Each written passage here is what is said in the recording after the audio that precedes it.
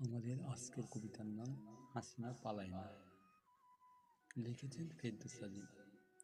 5ই August পালিয়ে গেল স্বৈরাচারী হাসিনা, ফিরে এলো একটি বছর। কেমন আছে লুকিয়ে আছে, পায়নি আজও কেউ খবর।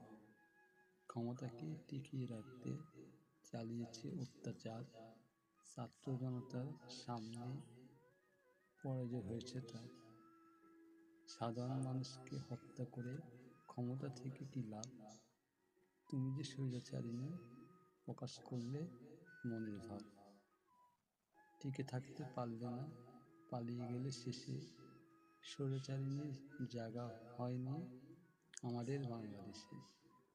হাসিনা নাকি পালায় না, পালালো চোরের মতো। যতদিন বেঁচে থাকবে তোমার শরীরে থাকবে ক্ষত।